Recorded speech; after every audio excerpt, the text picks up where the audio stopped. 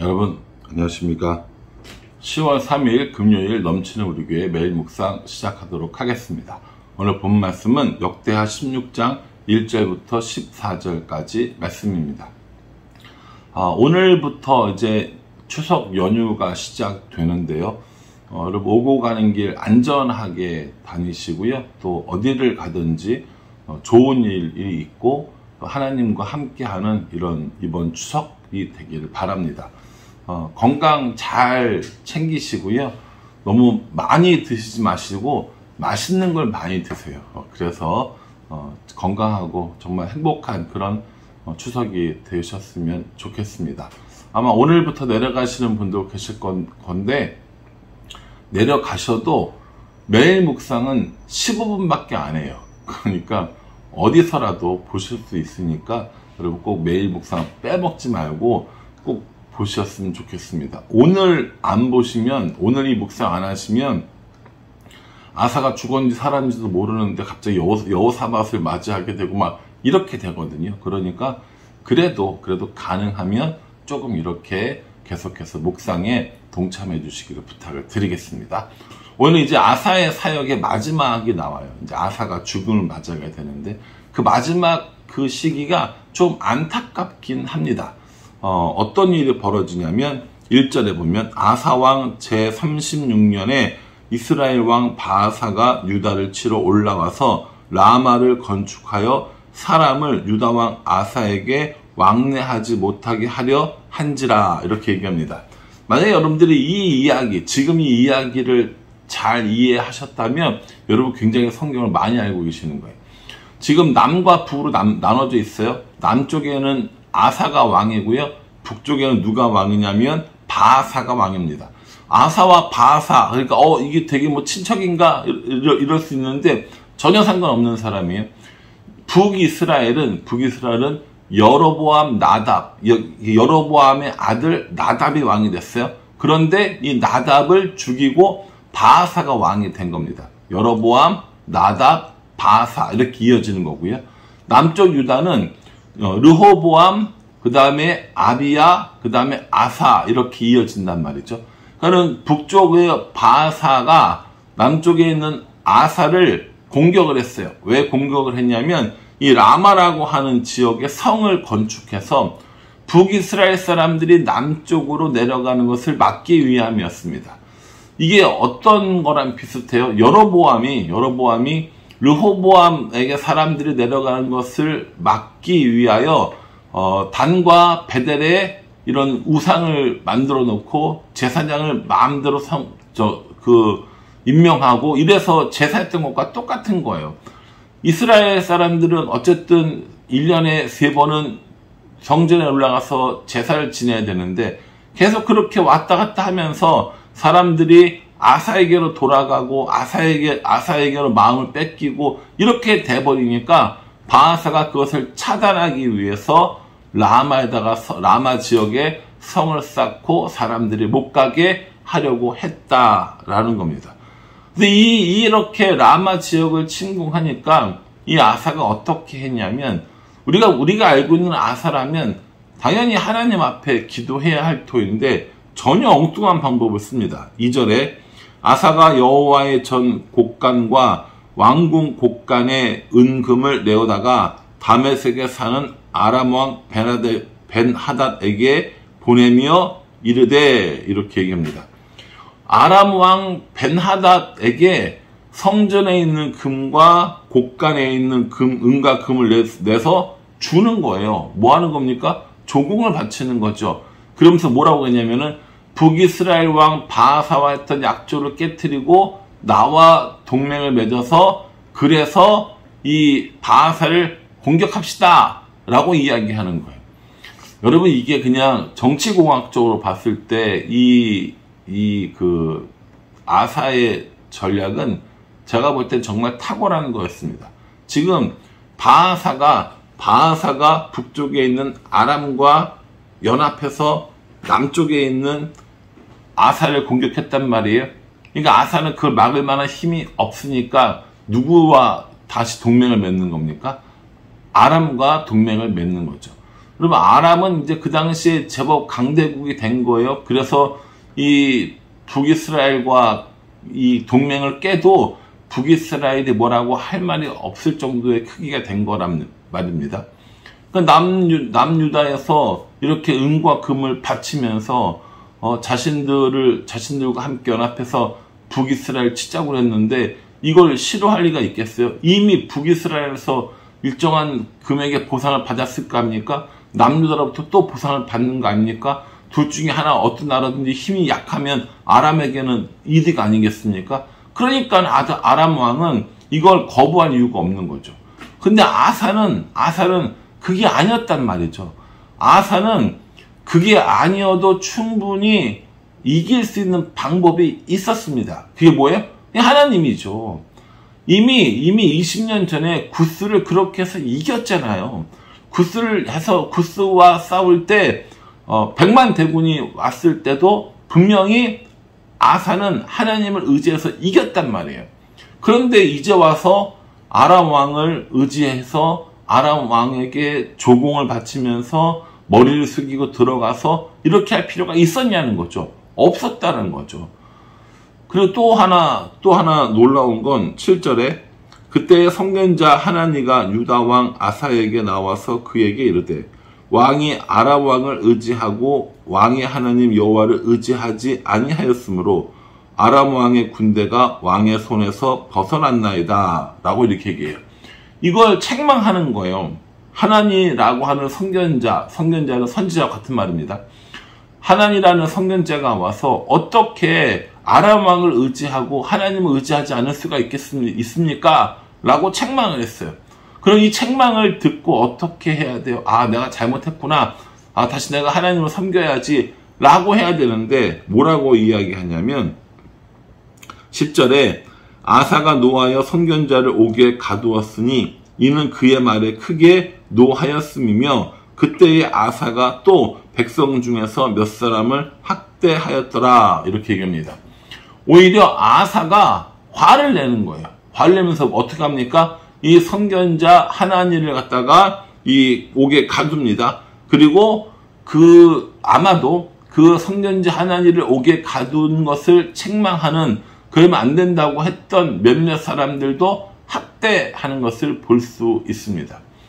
참 여러분 놀랍지 않습니까? 어떻게 이런 일이 일어날 수가 있나 싶습니다. 우리가 앞에 그렇게 입이 마르도록 칭찬했던 아사였잖아요. 하나님 앞에 돌아가고 우상도 제거하고 언약도 맺고 그래서 하나님 평안을 주시고 그래서 우리가 뭐라고 묵상했어요? 하나님을 의지하고 막 이런 얘기를 계속 했는데 인생의 마지막 때에 이렇게 엄청난 실수를 범하게 되는 겁니다. 저는 이러한 이유가 뭐라고 생각하냐면 어떤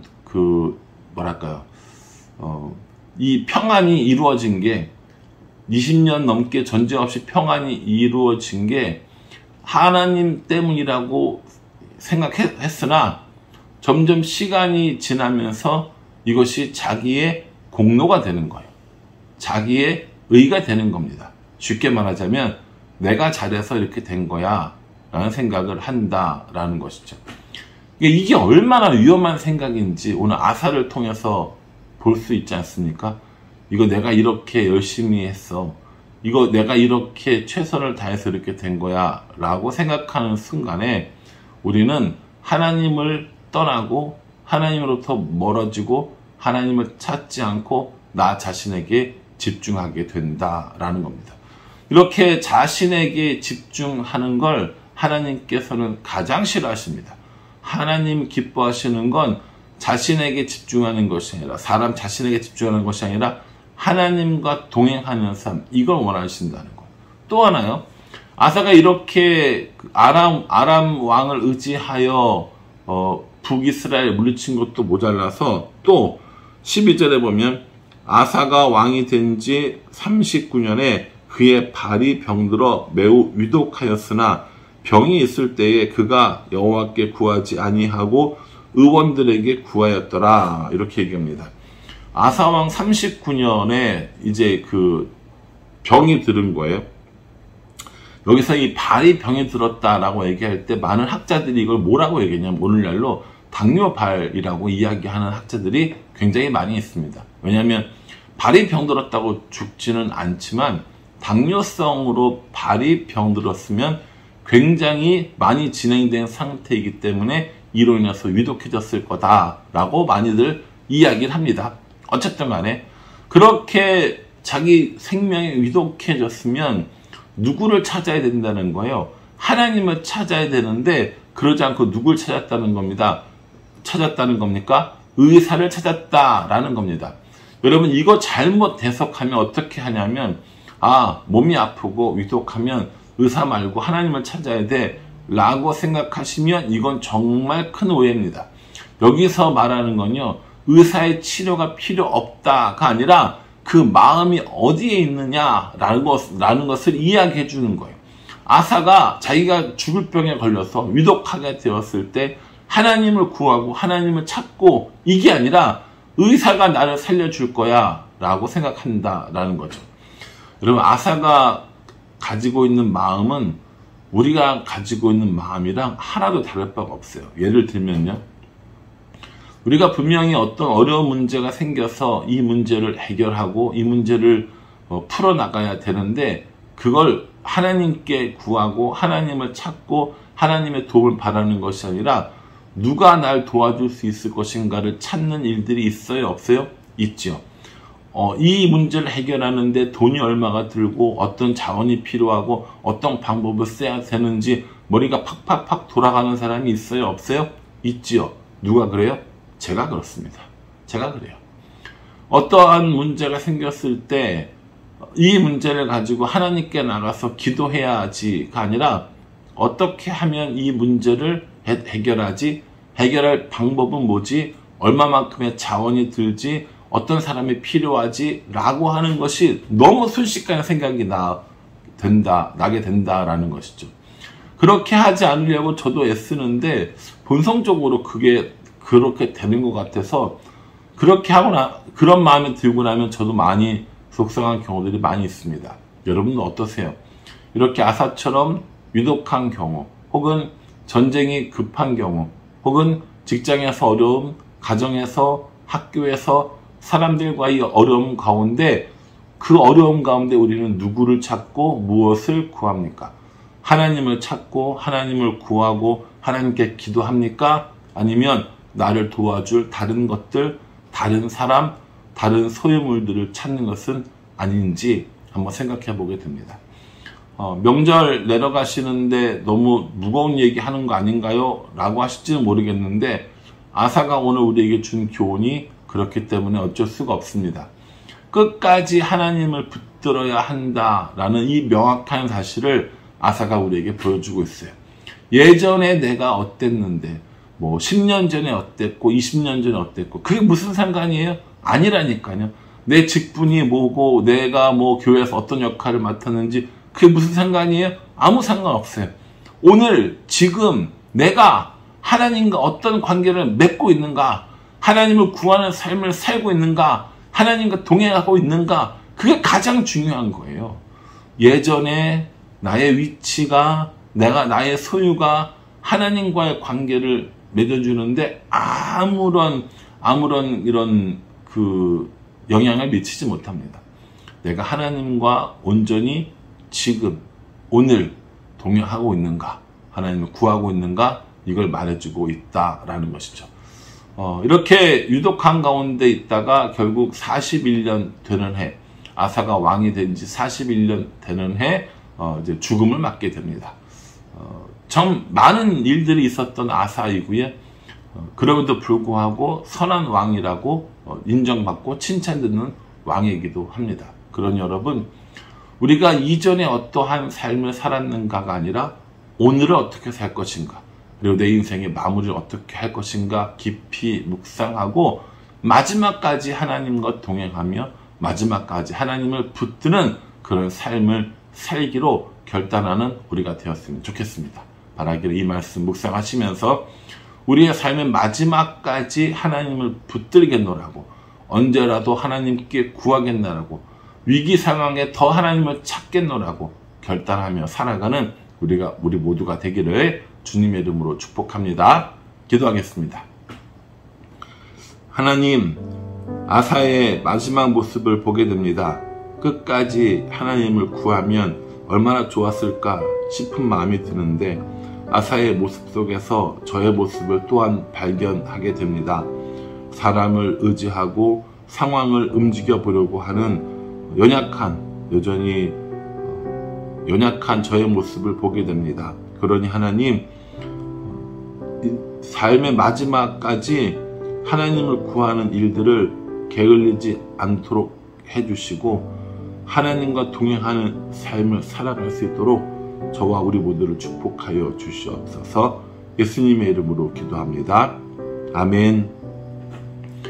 이 말씀 잘 묵상하시면서요, 끝까지 하나님을 구하고 하나님과 동행하는 삶을 살아가는 우리 모두가 되기를 간절한 마음으로 기도하겠습니다.